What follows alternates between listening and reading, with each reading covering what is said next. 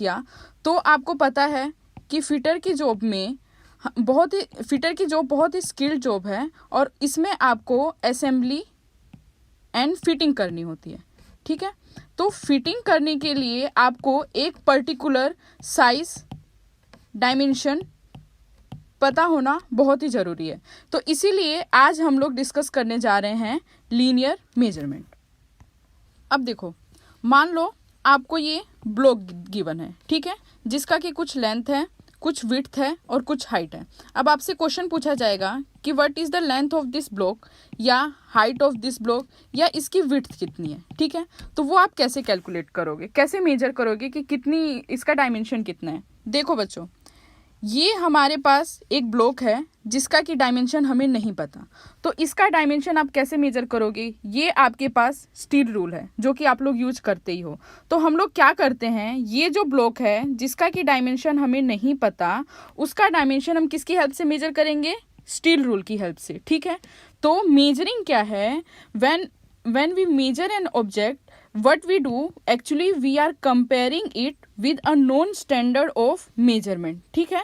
मतलब कि हम मापन के ज्ञात मानकों से इनकी तुलना करते हैं, तब हम इसके माप का पता करते हैं। तो जब भी हमें मेजरमेंट पता करना होता है तो हम इसे नॉन स्टैंडर्ड से मेजर करते हैं। ये तो हो गया कि आप मेजर करते कैसे हैं। आज का हमारा टॉपिक है लीनियर मेजरमेंट। तो हम लोग डिस्कशन करेंगे अबाउट लेंथ। तो ये बहुत ही इम्पोर्टेंट है कि हमेशा क्वेश्चन एक पूछा जाता है कि एसआई सिस्टम में लेंथ का बेस यूनिट कितना है। तो लेंथ की जो बेस यूनिट है वो कितनी है, मीटर, ठीक है। अब इसी पे बेस देखो क्वेश्चन किस तरीके से पूछा जा सकता है। ये क्वेश्चन आता है आपके पेपर में, basic unit of length is SI system is, तो क्या होगा, मीटर, ऑप्शन 2, ठीक है। अब देखो, बेस यूनिट तो हमारा मीटर हो गया, पर हम इंजीनियरिंग प्रैक्टिस में क्या फॉलो करते हैं, जो इंजीनियरिंग प्रैक्टिस में हमारी प्रेफर्ड यूनिट कौन सी होती है। अब आपको पता है 1 मीटर में लगभग 1000 mm होता है, और हमारे जितने भी ब्लॉक्स वगैरह होते हैं, जो भी आपका ये जो डायमेंशन होता है, उसकी जो यूनिट है, जो इंजीनियरिंग प्रैक्टिस में आपके वर्कशॉप में जितने भी टूल्स होते हैं, या नट बोल्ट ले लो या कोई ब्लॉक ले लो, सबका डायमेंशन आपका mm में गिवन होता है, ठीक है। तो इंजीनियरिंग प्रैक्टिस में जो भी आपकी प्रेफर्ड यूनिट है वो क्या है, mm। इसको आप ध्यान में रखोगे, ये बहुत ही इंपॉर्टेंट है जो कि एग्जाम में पूछा जा सकता है। इस पे बेस्ड देखो क्वेश्चन कैसे बनेगा, which one of the following is preferred unit of length in engineering practice. तो आपका आंसर क्या हो जाएगा, मिलीमीटर, ओके। अब देखो, ये स्केल तो सबने देखा ही है, स्टील रूल, ठीक है। इसमें अपना आपका ये 15 सेंटीमीटर तक भी होता है, 30 सेंटीमीटर तक भी होता है, जिससे कि हम वर्कशॉप में मेजर करते हैं जो भी हमारा जॉब होता है, ठीक है। तो अब देखो, ये यहाँ से यहाँ तक 1 सेंटीमीटर, यहाँ से यहाँ तक 1 सेंटीमीटर, और उसके बीच में आपके हर एक सेंटीमीटर में ये 10 डिविजन्स होते हैं, राइट। ये देखो, यहाँ से यहाँ तक कितना हो गया, 0.5 सेंटीमीटर। तो कहने का मतलब ये जो अपना 1 सेंटीमीटर है उसके बीच में आपके पास ये 10 डिविजन्स हैं, ठीक है। तो आपका मतलब 1 सेंटीमीटर में आपके कितने mm हो गए, 10 mm, ठीक है। तो अब देखते हैं इसके बेस्ड किस तरीके से क्वेश्चन पूछा जाता है।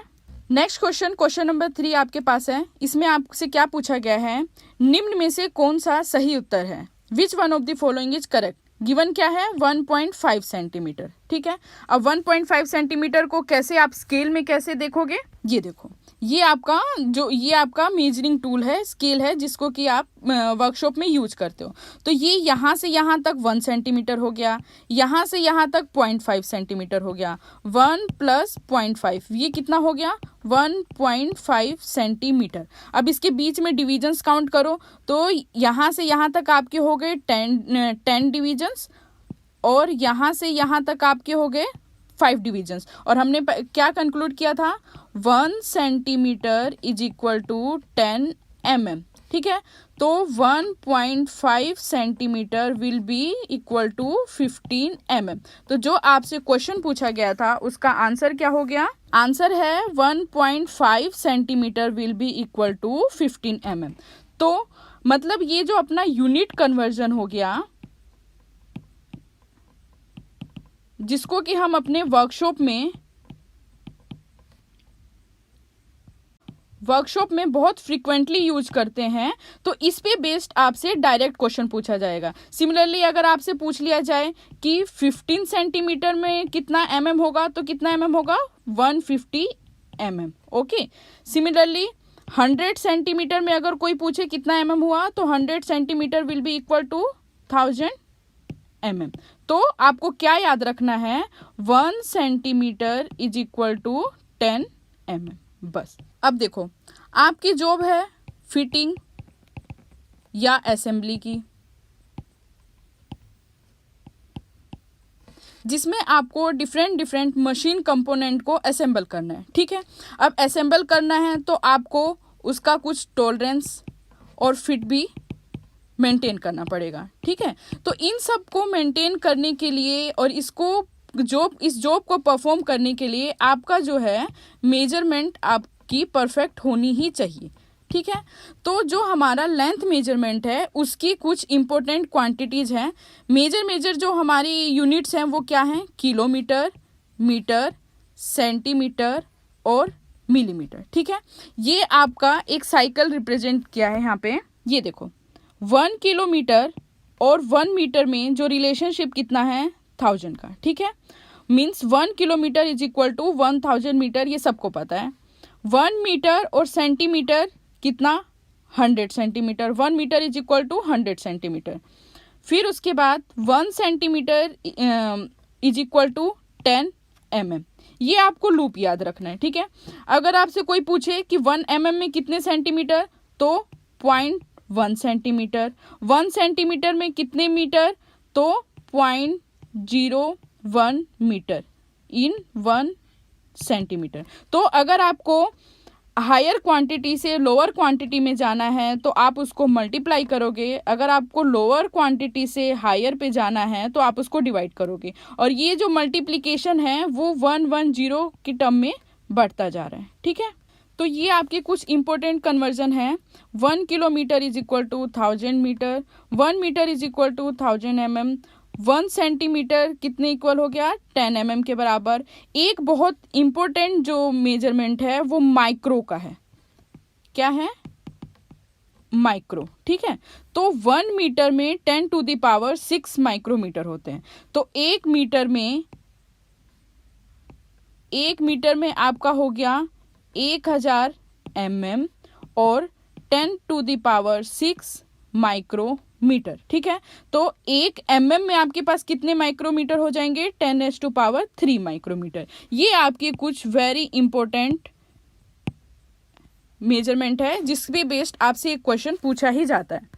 तो क्वेश्चंस देख लेते हैं। अब ये देखो, एक वेरी सिंपल क्वेश्चन क्या है, कन्वर्ट 1 किलोमीटर टू सेंटीमीटर। ठीक है, तो अभी हमने यूनिट का कन्वर्जन देखा था। पहले क्या था, किलोमीटर।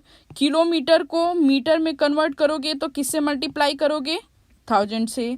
मीटर को अगर आप सेंटीमीटर में कन्वर्ट करोगे तो किससे मल्टीप्लाई करोगे, 100 से। ठीक है, तो मतलब कि ये तो हो गया 10⁻³ और ये हो गया 10⁻²। तो डायरेक्ट 1 किलोमीटर टू 1 सेंटीमीटर में जाओगे तो आपको किससे मल्टीप्लाई करना पड़ेगा, 10⁵। तो आपका क्वेश्चन क्वेश्चन के अकॉर्डिंग आपका आंसर कौन सा सही है, ये आंसर नंबर 4। तो 1 kilometre will be equal to 10⁵ centimetre. इसी पे बेस्ड आपसे सेकंड क्वेश्चन क्या पूछा जा सकता था, 1 kilometre will be equal to how much mm। Okay, तो अब आप इसको कैसे करोगे, देखो हमने क्या पढ़ा था, 1 किलोमीटर में मीटर कितने, 1000। 1 मीटर में सेंटीमीटर कितने, 100। और 1 सेंटीमीटर में mm कितने, 10। ठीक है, तो ये हो गया 10⁻³, ये हो गया 10⁻² और ये हो गया 10⁻1। तो डायरेक्ट अगर आपको 1 किलोमीटर से mm पे जाना है तो आपको कितने से मल्टीप्लाई करना पड़ेगा, 10⁶। तो आपका आंसर कितना हो जाएगा, 10⁶ mm। ओके, अब बढ़ते हैं अगले क्वेश्चन की तरफ। आपके इस सेशन का आखिरी क्वेश्चन क्या है, 1 mm इज इक्वल टू, अब ये सारी यूनिट्स किस में गिवन है, माइक्रोन्स में, ठीक है। हमने क्या अभी पढ़ा था कि 1 metre is equal to 10⁻³ mm is equal to 10⁻6 micrometre. ये क्योंकि आपको माइक्रो से हमेशा याद रहेगा कि माइक्रो इज इक्वल टू 10⁻6, तो इन दोनों से क्या रिलेशनशिप आ गया कि 1 mm is equal to 10⁻6 micrometre. तो आपका आंसर क्या, 10⁻³ माइक्रोमीटर। तो आपका आंसर क्या हो गया, आंसर नंबर 1, ये आपका हो गया करेक्ट आंसर, ठीक है। तो मतलब कि आपका ये बहुत बेसिक से हमने आज स्टार्ट किया है, इसी पे बेस्ड आपका ये लीनियर मेजरमेंट, आज का टॉपिक क्या था, लीनियर मेजरमेंट, ठीक है। अब